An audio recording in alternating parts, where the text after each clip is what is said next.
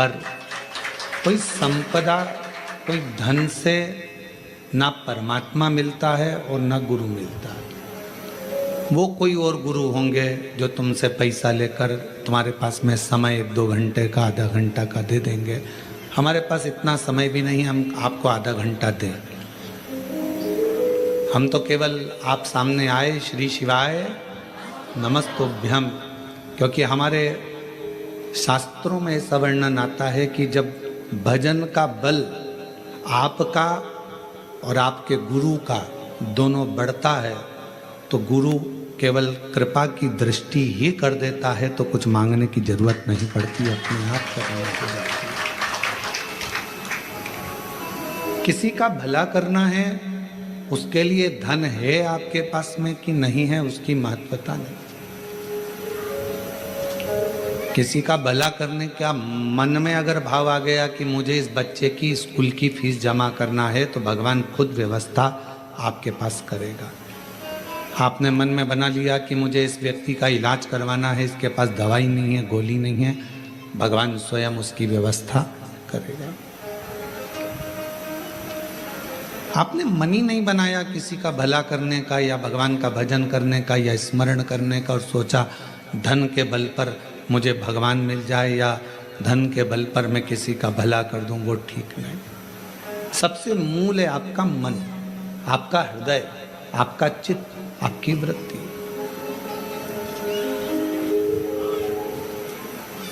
और भगवान शंकर को मानने वाले जितने भी शिव भक्त हैं,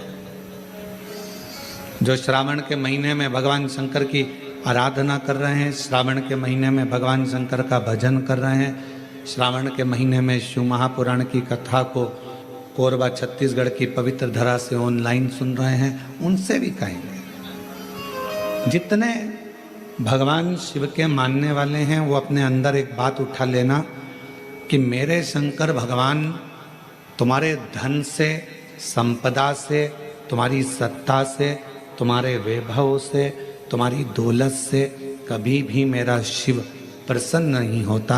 मेरा भगवान तो तुम्हें जो निशुल्क 1 लोटा जल मिला है, बेलपत्र वृक्ष पर निशुल्क मिली है, और जल की धार और बेलपत्र एक चढ़ाकर आप बाबा को अपना बना सकते हो, शिव को अपना कर सकते हो। अब उसमें कोई आपका शुल्क नहीं लगा। 1 लोटा पानी में आपका कोई शुल्क लगा है क्या? अपने घर का लोटा, अपने घर का पानी, यहाँ तक शिव महापुराण ने कहा कि मंदिर का पानी भी नहीं उठाना, मंदिर का लोटा भी नहीं उठाना, अपने घर से लेकर जाओ, अपना दर्द सुनाने के लिए, अपने मन की बात भगवान को कहने के लिए अपने साथ अपना जल लेकर जाए।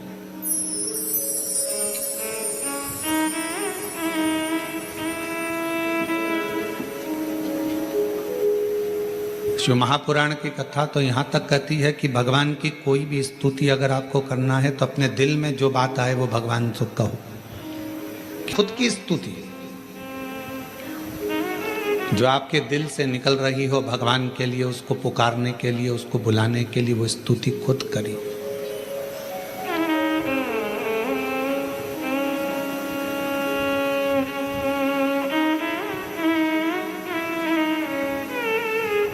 हम ये भी नहीं कहेंगे कि आप हम जैसा विधान बताएं वैसा करो, या हम जैसा आपका दिल करे आप वैसा करिए। शिव को रिझाने के लिए कड़प एक ऐसा भील वन में रहने वाला, उसके पास में कुछ भी नहीं था, केवल उसने गांव के किसी व्यक्ति को पूजन करते देख लिया था और वो भी पूजन करना प्रारंभ कर दिया।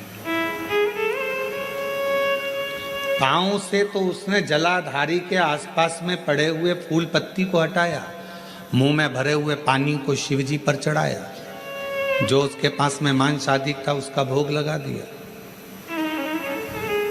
अब उसकी साधना, उसका तप कितना बड़ा कि ब्राह्मण देव ने, पंडित जी ने भगवान शंकर के शिवलिंग को पिंजरे में बंद कर दिया था।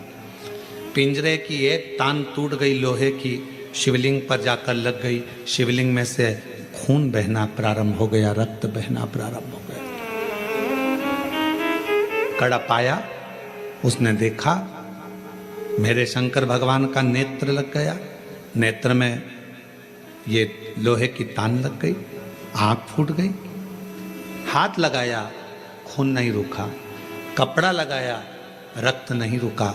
तब उसने अपनी त्रिशूल से आंख निकाल ली और वही शिवजी के शिवलिंग पर लगा दी, वही। और भगवान शंकर उसी समय प्रकट हो गए। ना मैं तुझे जानता हूं, ना तू मुझे जानता है, केवल तेरी भक्ति। और इतनी विचित्र। कड़प से पूछा, तुझे मांग क्या चाहिए? कड़प ने कहा, बस इतना दे दीजिए कि संसार में रहने वाला कोई मनुष्य जिसको कुछ भी नहीं आता, आपका मंत्र भी नहीं आता, आपकी साधना भी नहीं आती, आपकी स्तुति भी नहीं आती, पूजन करने का तरीका भी नहीं आता, अगर वो आड़ी टेढ़ी भी पूजन करे, कैसे भी आपके मंदिर तक पहुंच जाए, बस आप जैसे मुझ पर कृपा करे हो ऐसी ही कृपा उस पर भी कर दो। ये कड़प ने मांगा।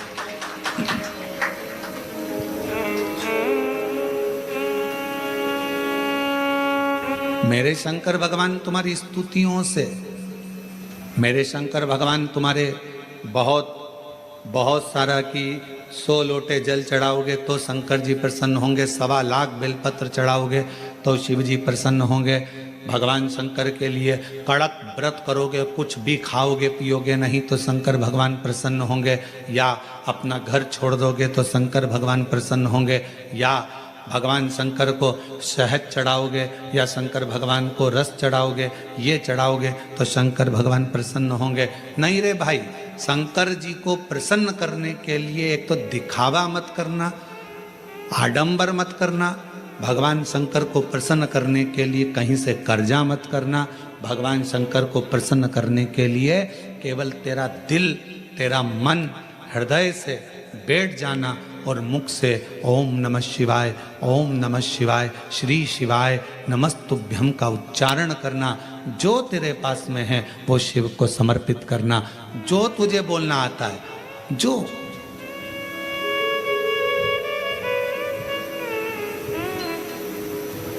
छोटा सा बच्चा तोतला बोलता है, माँ को अच्छा लगता है कि नहीं लगता है? बोलो, जम के बोलो, लगता है। छोटा सा बच्चा किसी से भी अगर तोतरी भाषा में बोलेगा सबको अच्छा लगेगा। तोतरा बच्चा, छोटा बच्चा गाली भी दे देगा तो सबको अच्छा लगेगा। वही बच्चा बड़ा हो जाए, बड़ा होने के बाद गाली बक दे तो लड़ाई हो जाए। तोतरा है, माँ बाप स्वीकार करेंगे, लोग स्वीकार करेंगे। छोटा है, सब स्वीकार करेंगे। शिव जी की कथा कहती है कि भगवान शंकर को रिझाने के लिए आपकी तोतरी भाषा से, आपके निर्मल मन की भाषा से, आपके हृदय की भाषा से आप शिव जी को जैसे रिझाना चाहोगे, शंकर भगवान जल्दी प्रसन्न होंगे। और अगर आप आडंबर से, दिखावे से, छल से परमात्मा को पाने का प्रयास करोगे तो शिव कभी प्राप्त नहीं होगा।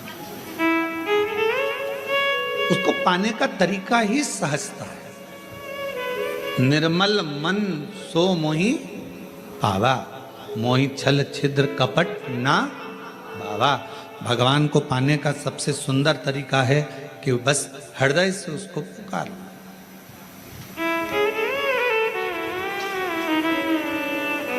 पड़े तो छाता लिया जाता है और दुख पड़े तो शिव का नाम लिया जाता है।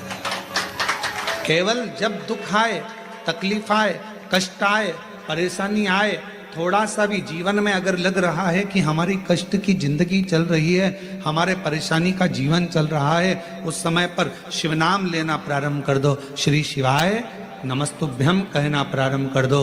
धीरे धीरे उसका नाम उच्चारण करना प्रारंभ कर दो। घर के दरवाजे पर श्री शिवाय नमस्तुभ्यम लिख दो। गाड़ी पर, बंगले पर, दुकान पर, जायदाद पर उसका नाम लिख दो कि अब हमारे बस का नहीं है, लोग हमको तकलीफ दे रहे हैं, कष्ट दे रहे हैं, अब दुनिया हमारे से नफरत कर रही है, पर मेरे बाबा तू मुझे निभा लेना। पूरी जमीन, जायदाद, मकान, गाड़ी, खुद सब कर श्री शिवाय नमस्तुभ्यम लिख दो, उसके सुप्रत कर दो। एक बहन ने एक पत्र लिखा था कल कि रुद्राक्ष क्यों पहना जाता है, तुलसी की माला क्यों पहनी जाती है। रुद्राक्ष पहनने का कारण क्या है, तुलसी की माला पहनने का कारण क्या है, क्यों रुद्राक्ष पहना जाए, क्यों तुलसी की माला पहनी जाए, उसका कारण क्या है। हम आपसे पूछते हैं, सब बोलना। एक कटोरी में शक्कर ले लो, ठीक है, उसमें तुलसी का थोड़ा सा दल डाल दो, क्या बन गया, जम के बोलो, प्रसाद बन गया। भोजन है, भोजन की थाली में जब तक तुलसी का दल नहीं डाला तब तक वो प्रसाद नहीं हुआ। तुलसी का एक पत्ता, थोड़ा सा दल भोजन की थाली में डल गया, क्या बन गया, प्रसाद। इतना बड़ा भगोना भरकर नुक्ति बनी है, सेव बना है, प्रसाद बना है, उसमें थोड़ा सा तुलसी का दल डाल दो, क्या बन गया, प्रसाद बन गया। अब शिव का प्रसाद कैसे बनता है, तो कहा भगवान के प्रसाद में जो सामग्री हो उसमें बेलपत्री डाल दीजिए, रुद्राक्ष का भाग उसके अंतर्गत, अर्थात भगवान शंकर स्वयं मां महागौरी से कहते हैं, ये महागौरी, हे गौरी, हे महागौरी। जैसे तुलसी भोजन में डालने पर प्रसाद बन जाती है, उसी तरह संसार का मनुष्य जब किसी रुद्राक्ष को अपने गले में धारण करता है तो वो मेरे लिए प्रसाद बन जाता है, मेरा अपना बन जाता है, उसको मैं स्वीकार कर लेता हूं, वो मेरा अपना है। अब प्रसाद को आप लोग नाली में फेंकते हो क्या, प्रसाद को आप गटर में फेंकते हो क्या, प्रसाद को आप कहीं गलत जगह डालते हो क्या, नहीं, क्योंकि वो प्रसाद बन गया। गले में अगर रुद्राक्ष की माला आ गई, एक रुद्राक्ष तुम्हारे गले में लाल धागे में पड़ा हुआ है, तुलसी की माला तुम्हारे गले में पड़ी हुई है, आप भगवान का प्रसाद हो। अगर चलते फिरते मौत का किसका ठिकाना, मृत्यु का किसको भरोसा, कब प्राण छूट जाए। अगर हमारे गले में रुद्राक्ष पड़ा है, तुलसी की माला पड़ी है और हमारे प्राण छूट भी गए तो हम वो प्रसाद हैं कि हमें नरक में नहीं पटका जाएगा, गलत जगह पर नहीं पटका जाएगा, हमको श्रेष्ठ जगह पर रखा जाएगा। प्रसाद को नाली में नहीं डालते, प्रसाद को गटर में नहीं डालते, रुद्राक्ष पहनने वाला, तुलसी की माला धारण करने वाले को गलत जगह पर नहीं भेजा जाए, गलत जगह पर। आप गले में अगर रुद्राक्ष धारण करते हो तो शिव का प्रसाद हो। और जितने शिव भक्त इस ऑनलाइन शिव महापुराण की कथा को आस्था चैनल पर श्रवण कर रहे हैं, फेसबुक, यूट्यूब